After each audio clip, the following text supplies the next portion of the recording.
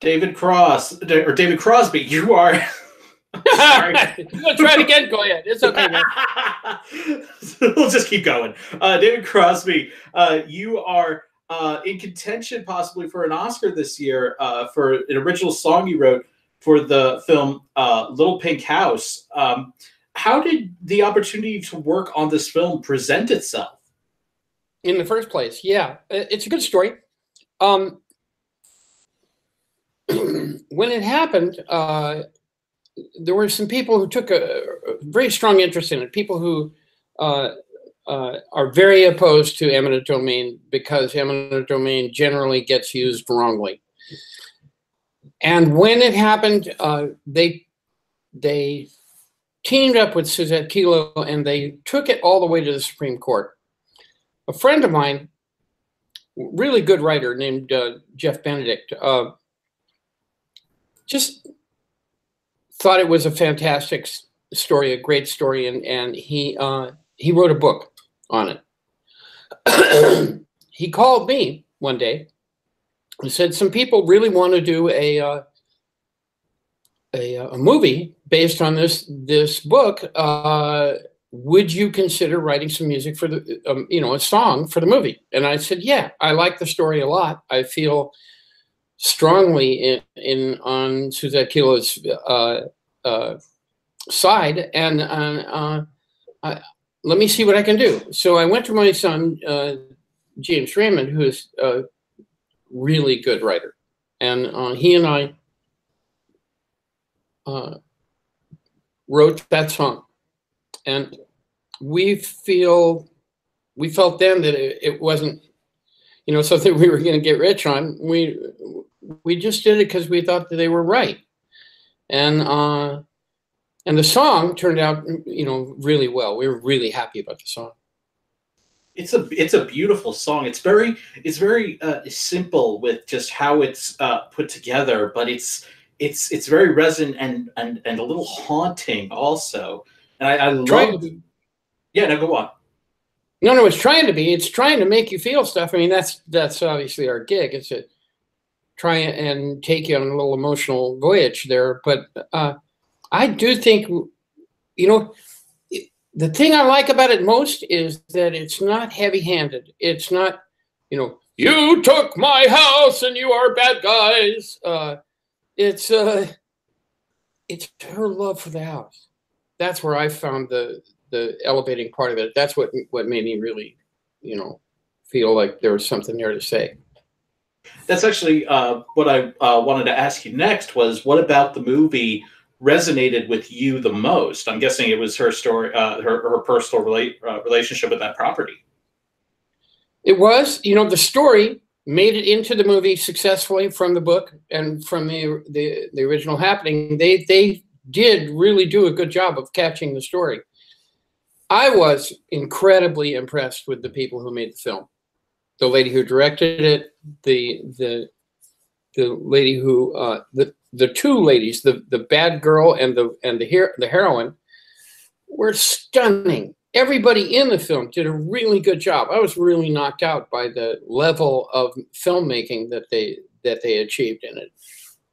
Had you ever written a song for a motion picture before? Yes, we did a couple in CSN. I don't remember what they were. They weren't anything really significant. I've had songs of mine in movies. Cameron Crowe used my song "Kids and Dogs" in his last film, Aloha.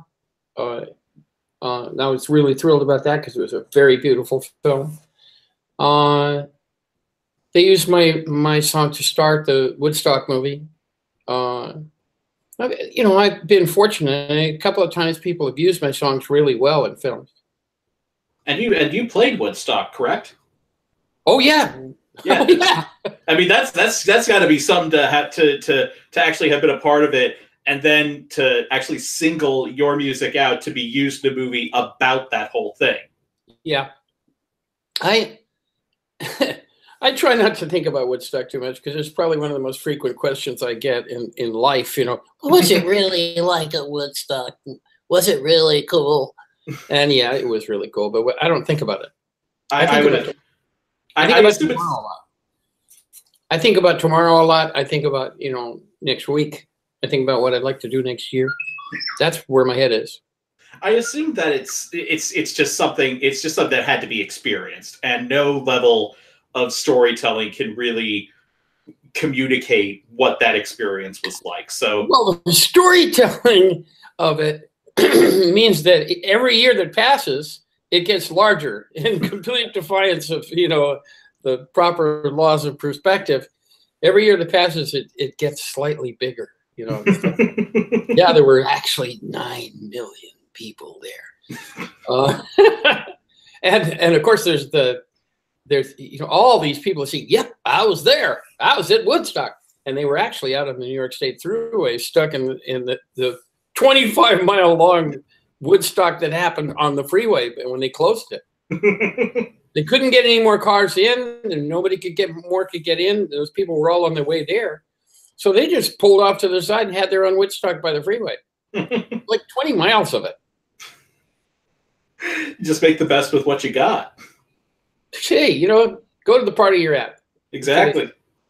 So you mentioned that you worked on this, the composing part of this with your son, James Raymond. And I know you've done several collaborations with him before. But where did the decision to work on this specific composition with him come from? Well, my son James A., first of all, is probably the person I've written the most with and the best with. He's probably my best writing partner. I have others that are fantastic. Michael Leake, Becca Stevens, Michael McDonald, a lot of people I've written with that I like writing with a lot. But he's probably the best. So if I'm going to do something difficult, he's usually probably my first choice. The other thing is he writes for film anyway. He writes movie scores. He's done a number of them. He's very, very good at it. He's very film smart. He understands film extremely well, and he follows it. And he's got a lot of friends who are in it. He thinks film. He's really good about that. And so it was absolutely naturally the right thing to do. And he did a great job, proving my point. He did a great job. Mm-hmm. Was there, did you find yourself learning anything about how to, write something specifically for a movie from him?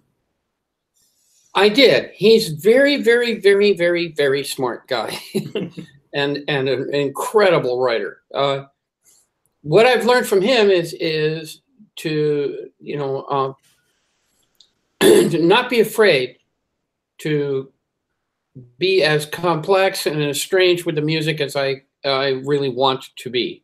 Don't water it down.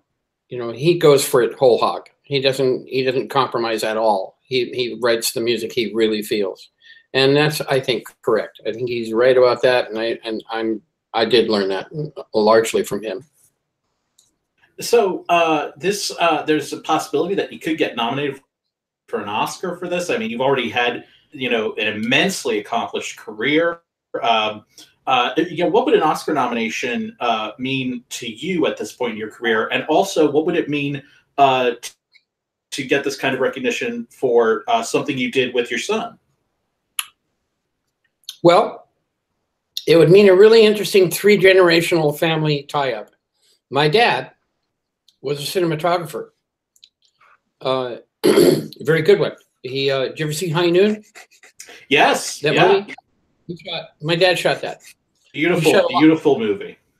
He shot a lot of films, and he got one of the first Academy Awards they ever gave out. It's sitting in my bedroom, and so this will be a 3-generational link up if I win, which if we win, which would be wonderful. I could imagine my dad watching me from heaven saying, "Hey, good on you, kid." The we'll just have to see. I think it's a chance for me to do my acceptance speech. That's really the thing. I've been practicing. Have you been trying to get it? Oh, I'm sorry. Go on. I'm going to say I'd like to thank all the little people, especially that little guy on Game of Thrones. I think he's terrific. And just start there and just go completely crazy. I think they've never dealt with anybody as crazy as me, I don't think. So I think it would be really fun if I did win my acceptance speech. I guarantee it would go down in history. I'll make sure. Even if I'll just get up there and start doing my acceptance speech, start taking my clothes off at the same time. Something. I'll find a way. I'll find a way. I would expect nothing less. Yeah. Absolutely. Yeah, come on. I got a tradition to hold up here. Well, yeah, it reminds me of one of my favorite things I ever associated with you was a guest spot you did on The Simpsons, where you're presenting Homer and a couple of his buddies a Grammy Award, and the drunk goes up to you and goes, "Wow, David Crosby, I'm a huge fan of your work." And you say, "Oh, it's very nice to meet people that are fans of my music." And he goes, "Wait, you're a musician?"